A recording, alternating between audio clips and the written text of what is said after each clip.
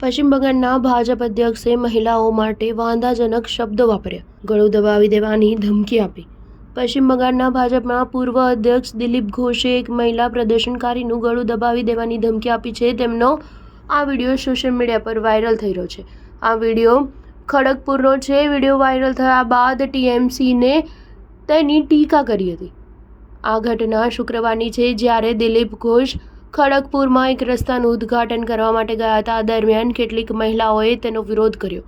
મહિલાઓએ એક સાંસદ તરીકે વિસ્તારમાં સક્રિય ન હોવાના કારણે વિરોધ કર્યો. તેમણે કહ્યું કે જ્યારે તેઓ સાંસદ હતા ત્યારે પોતાના ક્ષેત્રમાં ક્યારેય નહોતા આવતા. તેના પર ભાજપ નેતા દિલીપ ઘોષ ભડકી ગયા. એક મહિલાએ કહ્યું કે તમે આટલા સમય સુધી ક્યાં હતા? જ્યારે તમે સાંસદ હતા ત્યારે અમે તમને એક દિવસ પણ ન જોયા. હવે જ્યારે અમારા કાઉન્સિલરે અહીં રસ્તો બનાવ્યો છે તો તમે અહીં શું કરી રહ્યા છો? તમને જણાવી દઈએ કે ટીએમસીના પ્રદીપ સરકાર હાલમાં વોર્ડ નંબર 6ના કાઉન્સિલર છે. આ દરમિયાન ભાજપ નેતાએ મહિલા પ્રદર્શનકારીઓને ટીએમસી વર્કર ગણાવી. ભાજપના નેતાએ કહ્યું કે મેં આ રસ્તો મારા પૈસેથી બનાવ્યો છે, તમારા પૈસેથી નથી બનાવ્યો. પ્રદીપ સરકારને જઈને પૂછો.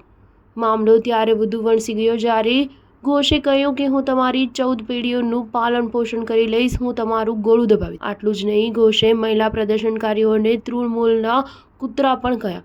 હવે આ વિવાદ બાદ વિસ્તારમાં તણાવ ફેલાઈ ગયો છે. ત્યારબાદ ખડગપુર ટાઉન પોલીસની એક ટીમ ઘટના સ્થળે પહોંચી અને દરમિયાનગીરી કરી હતી. સ્ટાર ન્યૂઝ 7 હંમેશા સચ્ચાઈની સાથે.